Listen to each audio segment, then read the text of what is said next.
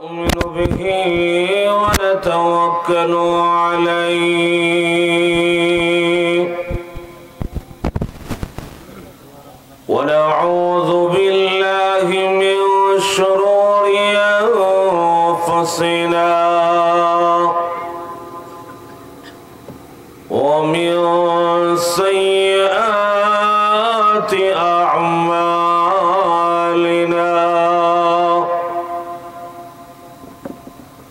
من يهده الله فلا مضل له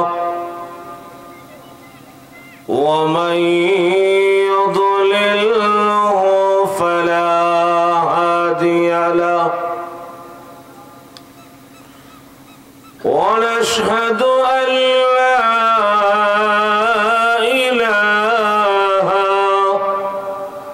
إلا الله وحده لا شريك له ونشهد أن سيدنا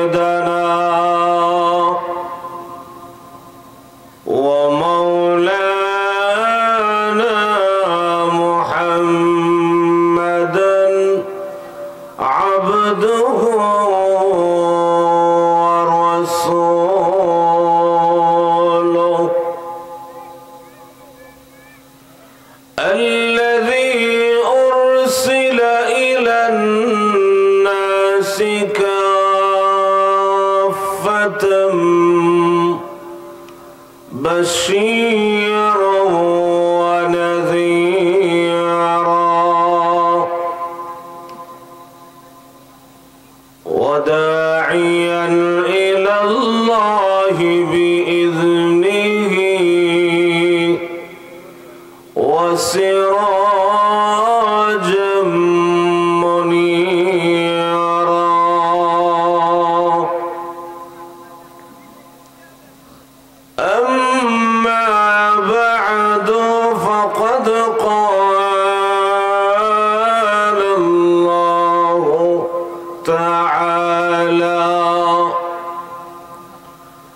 في كلامه المجيد وفرقانه الحميد أعوذ بالله من الشيطان الرجيم بسم الله الرحمن الرحيم إنا عرضنا الأمانة على السماوات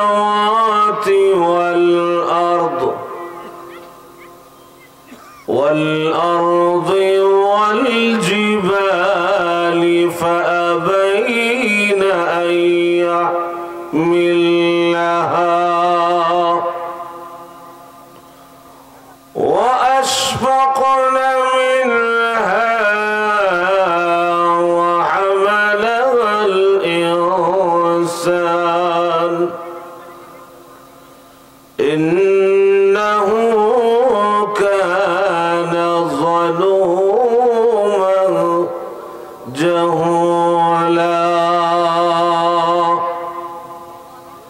صدق الله العظيم اللهم صل على محمد وعلى آل محمد كما صليت على إبراهيم وعلى آل إبراهيم إنك حميد مجيد اللهم بارك على محمد وعلى آل محمد كما باركت على إبراهيم وعلى آل إبراهيم إنك حميد مجيد بلغ العلا بكماله كشف الدجى بجماله حسنت جميع خصاله صلوا عليه وآله التقوى আদর্শ বালিকা মাদ্রাসা আশারিয়া চারা এর উদ্যোগে আয়োজিত আজকের তাফসীরুল কোরআন মাহফিলের অত্যন্ত শ্রদ্ধেয়ভাজন সভাপতি প্রধান অতিথি বিশেষ অতিথি সহ মুআজ্জাজ মুকাররম উলামায়ে কেরাম সমবেত সর্বস্তরের প্রাণপ্রিয় মুসলমান ভাইরা পর্দার আড়ালে অবস্থানরত অত্যন্ত শ্রদ্ধেয় মা ও বোনেরা মহান আল্লাহ রাব্বুল আলামিনের দরবারে অসংখ্য শুকর আদায় করেছি যে মহান আল্লাহ আমাদের সকলকে আজকের মাহফিলে এই জান্নাতের বাগানে কোরআনের মজলিসে শরীক হওয়ার মতো তৌফিক দান করেছেন। সেজন্য আমরা সকলেই সে আল্লাহ পাকের দরবারে শুকর আদায় করেছি। আমরা সকলে জোরে শুরু বলি আলহামদুলিল্লাহ। আমি আপনাদের সামনে পবিত্র কোরআন শরীফের সূরাতুল আহজাবের ছোট্ট একটি আয়াতি কারিমা তিলাওয়াত করেছি। মহান আল্লাহ রাব্বুল আলামিন যদি আমাকে তৌফিক দান করেন আপনাদের সামনে তেলাওয়াতকৃত আয়াতি কারিমাকে লক্ষ্য করে অত্যন্ত সংক্ষিপ্ত ভাবে কিছু কথা আপনাদের সামনে আমি বলার চেষ্টা করব। ওয়া তৌফিক ইল্লা বিল্লাহ। আলোচনা শুরু করার আগে আমি আপনাদের কাছে অনুরোধ জানতে চাই, আমার ভাইরা আপনারা শেষ পর্যন্ত থাকবেন নাকি আমাকে ফেলেই চলে যাবেন? বসবেন তো ইনশাআল্লাহ? আলহামদুলিল্লাহ। এখানে আয়োজনের কোনো অভাব নাই, শুধু আমাদের শ্রোতার অভাব। আপনাদের এই আশারিয়া চালা বৃহত্তম এই টাঙ্গাইল জেলার ভিতরে আমি আমার ওয়াজের বয়সে অনেক ওয়াজ করছি, বড় বড় সম্মেলনে অংশগ্রহণ করছি, কিন্তু মানুষ এত কম হওয়া এটা আজকে টাঙ্গাইল এই আশারিয়া চালা আসা দেখলাম। রাস্তাঘাটে মানুষের কোনো কমতি নাই, মেলাতে মানুষের কোনো কমতি নাই, কিন্তু কোরআনের মজলিসে মানুষের অত্যন্ত অভাব। এই জন্য আপনারা যারা আছেন আপনারা বসবেন তো ইনশাআল্লাহ? এখানে মানুষ যদিও কম, আমরা বিশ্বাস করি চতুর্দিক থেকে হাজার হাজার রহমতের ফেরেশতারা আমাদেরকে বেষ্টন করে রেখেছেন। যতক্ষণ পর্যন্ত প্রোগ্রাম চলবে ততক্ষণ পর্যন্ত আসমান থেকে সাকিনা রহমত বৃষ্টির মতো নাজিল হইতে থাকবে ইনশাআল্লাহ।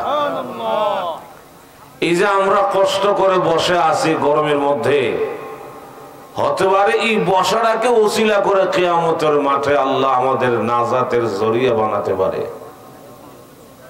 তো যেহেতু নিয়ত করছেন অল্প সময় বসবেন, যাদের মাঝখানে ফাঁকা ফাঁকা জায়গা আছে, খালি জায়গা, আমরা এই কোরআনের মজলিসের আদব রক্ষার্থে একটু মেহেরবানি করে সামনের দিকে আগে আসলে পরিবেশটা একটু সুন্দর হয়ে যায়। আসেন ভাই, আমি মুসাফির মানুষ, বহুদূর থেকে, কোথায় ব্রাহ্মণবাড়িয়া, সেখান থেকে আপনাদের মাঝে আইসা হাজির হইলাম। আপনারা যদি আমার কথা শুনেন তাইলে আমি খুশি। পিছনে যে সমস্ত ভাইরা বসা আছেন, কেউ আমরা পিছনে তাকাবো না। যার সামনে খালি জায়গা আছে আপনি পিছনে তাকাবেন না, আপনি সামনে থেকে আগে আসবেন। পিছনে যুবক ভাইরা, লঙ্গিওয়ালা ভাই, গেঞ্জিওয়ালা ভাই, সামনে থেকে আগে আসেন। মাশাআল্লাহ, এখন মোটামুটি একটা ভাব ধরছে আমার ভাইরা। তো আসুন, কোন ভূমিকা নয়, সরাসরি আলোচনা। মহান আল্লাহ রাব্বুল আলামিন দুনিয়ার সকল মানুষের হেদায়েতের জন্য, মানব জাতির কল্যাণের জন্য মহান আল্লাহ আসমানি সর্বশ্রেষ্ঠ কিতাব আল্লাহ নাজিল করেছেন সর্বশ্রেষ্ঠ নবীর উপরে।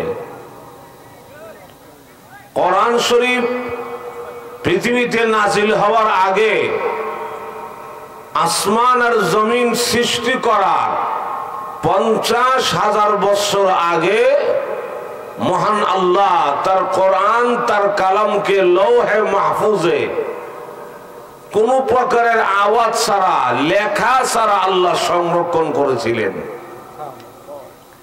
এটা আমাদের দিমাগে ধরে না, পৃথিবীর কোন সায়েন্সে ধরে না যে আল্লাহ তার 30 পারা কোরআনকে লৌহে মাহফুজে লেখা ছাড়া, রেকর্ড বা আওয়াজ ছাড়া এটা আল্লাহ কিভাবে সংরক্ষণ করলেন। ছোট্ট একটা উদাহরণ দিলে সহজে বোঝা আসবে। আমাদের বাংলাদেশি যে সমস্ত মাদ্রাসায় হেফজ বিভাগ আছে, যেগুলিকে আমরা হাফিজিয়া মাদ্রাসা বলি,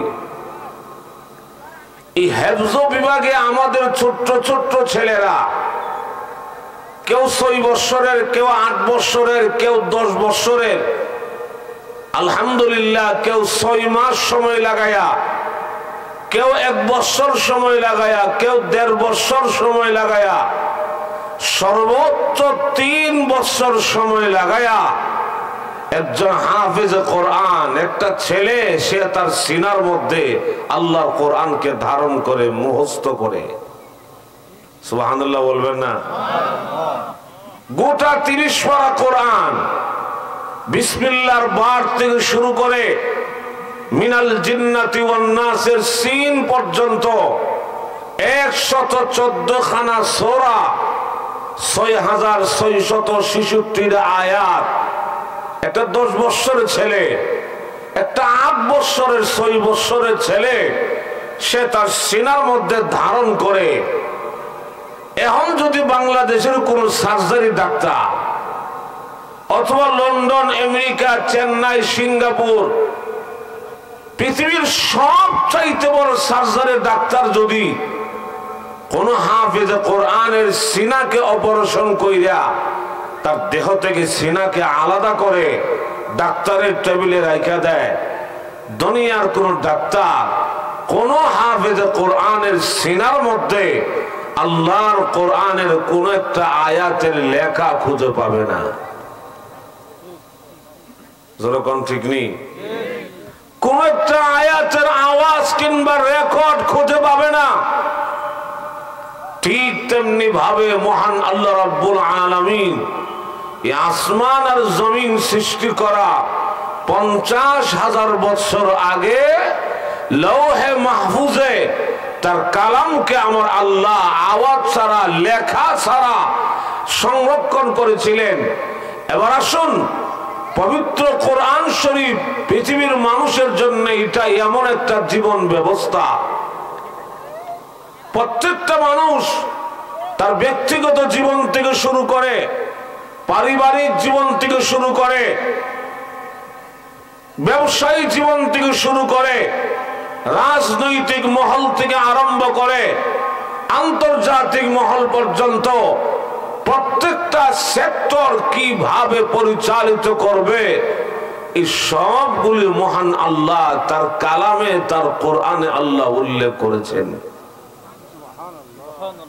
এমনকি কোরআন শরীফ দুনিয়ার মানুষের জন্য এটা এমন একটা মহা ঔষধ, ১৫০০ বছর আগে আল্লাহর রাসূল বলে গেছে, আমার যে কোনো উম্মতের সাকরাতের সময়, দুনিয়া থেকে বিদায় হওয়ার সময় যদি তার আওলাদের মধ্যে কেউ হক্কানি হাফেজ আলেম থাকে, আর হক্কানি হাফেজ আলেম ছেলে বাবার পাশে গিয়া বসে, মার পাশে গিয়া বসে সূরা ইয়াসিনের তিলাওয়াত যখন করবে, সূরা মুলকের তিলাওয়াত যখন করবে, আল্লাহর রাসূল বলে আমার উম্মতের তার সন্তানের কোরআনের তিলাওয়াতের বরকতে তার মৃত্যুর যন্ত্রণা, মরণের কষ্ট আল্লাহ তার জন্য দূর করে দিবে।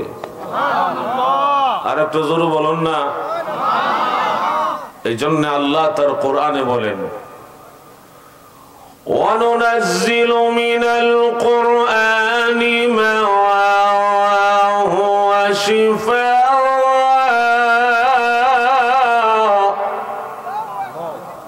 وَرَحْمَةٌ لِلْمُؤْمِنِينَ।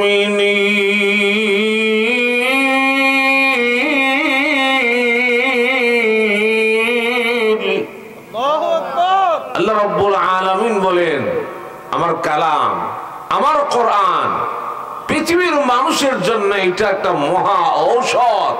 সুবহানাল্লাহ, জোরে বলুন না।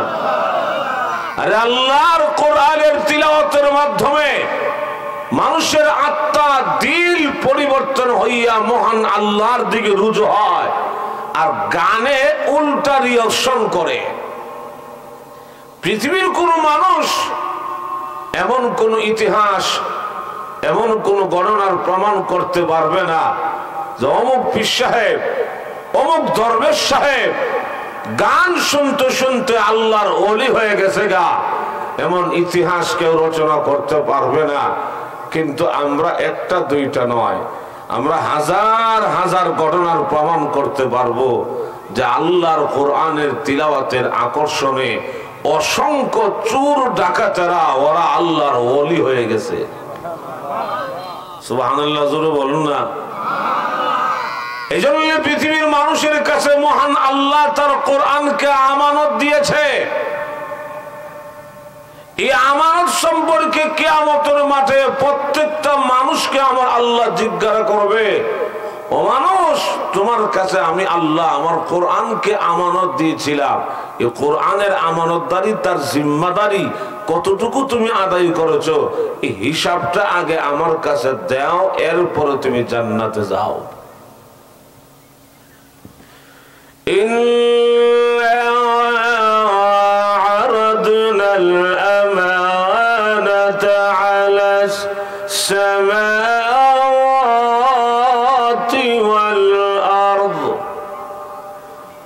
والأرض والجبال فأبين أن يحملنها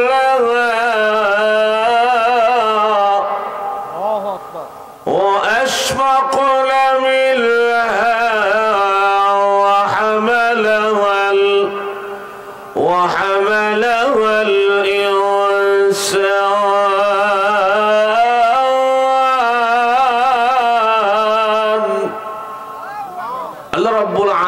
বলেন, আমি আল্লাহ ইচ্ছা করেছিলাম আমার কোরআনকে আসমানের কাছে, জমিনের কাছে, পাহাড়ের কাছে নাজিল করার জন্য, কিন্তু আসমান আর জমিন, পাহাড় আমার কোরআনের দায়িত্ব নিতে অস্বীকার করলেও দুর্বল মানুষের দল, দুর্বল ইনসানের দল আমার কালাম কোরআনকে তারা গ্রহণ করেছেন। সুবহানাল্লাহ, জোরে বলুন না। কিয়ামতের কঠিন ময়দানে আল্লাহ রাব্বুল আলামিন প্রথমে ডেকে ডেকে বলবে, লৌহে মাহফুজে আমি আল্লাহ আসমান জমিন সৃষ্টি করার 50,000 বছর আগে তোমার কাছে আমার কোরআনকে আমি আমানত দিয়েছিলাম। ও লৌহে মাহফুজ, আমি আল্লাহর কোরআন কোথায় সেটা তুমি আমাকে ফেরত দাও। লৌহে মাহফুজ তখন ডেকে ডেকে বলবে, ও রব্বুল আলামিন, আল্লাহ কোরআন কিন্তু আমি আমার কাছে রাখি নাই, কোথায় রেখেছ? আল্লাহ জিবরাইল তোমার কোরআনকে দুনিয়াতে আমার কাছ থেকে দুনিয়াতে নিয়ে গেছে। আল্লাহ রব্বুল আলামিন কিয়ামতের মাঠে আল্লাহ ডেকে ডেকে বলবে, জিবরাইল রে, আমি আল্লাহর কোরআন কোথায় সেটা তুমি আমাকে ফেরত দাও।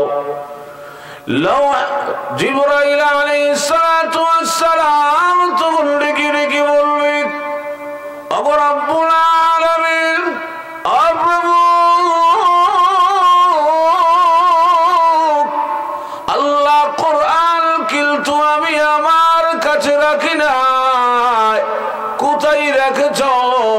আল্লাহ, আমি জিবরাইল দুনিয়ার জমিনে লৌহে মাহফুজ থেকে তোমার কোরআন কেনে দুনিয়ার জমিনে তোমার বিশ্ব নবী রাহমাতুল লিল আলামিনের কাছে 1 বছর আর 2 বছর নয়, 5 বছর, 10 বছর আর 15 বছর নয়, দীর্ঘ 23 বছর সময় লাগায়া আমি জিবরাইল তোমার বিশ্ব নবীর কাছে আমি তোমার কোরআনকে আমি আমানত দিয়ে এসেছি। সুবহানাল্লাহ, জোরে বলুন না। আল্লাহ, আমি তোমার নবীর কাছে তোমার কোরআনকে আমানত দিয়ে এসেছি। আল্লাহ রাব্বুল আলামিন কিয়ামতের কঠিন ময়দানে আল্লাহ ডেকে ডেকে বলবে, ওগো বিশ্ব নবী, ওগো রাহমাতুল লিল আলামিন নবী গো, আমি আল্লাহর কোরআন কোথায় সেটা আপনি আমার কাছে ফেরত দেন। আল্লাহর হাবিব তখন ডাক দিয়ে বলবে, রব্বুল আলামিন, কোরআন কিন্তু আমি আমার কাছে রাখি নাই, কোথায় রেখেছেন? আল্লাহ, আমি নবী দুনিয়ার জমিন থেকে বিদায় হওয়ার আগে বিদায় হজ্জের বাসনিক আরাফাতের ময়দানে 1.5 লক্ষ সাহাবীদের সামনে ভাষণ দিয়া তারাকতু ফীকুম আমরাইন লান তাদিল্লু মা তামাসসাকতুম বিহিমা কিতাবাল্লাহি ওয়া সুন্নাত রাসূলিহি। আল্লাহ, আমি নবী দুনিয়া থেকে বিদায় হওয়ার আগে আরাফাতের ময়দানে 1.5 লক্ষ সাহাবীদের সামনে ভাষণ দিয়া এমনকি আনেওয়ালা কিয়ামত পর্যন্ত আমার সকল উম্মতের কাছে আমি নবী তোমার কোরআনকে আমি আমানত দিয়ে এসেছি।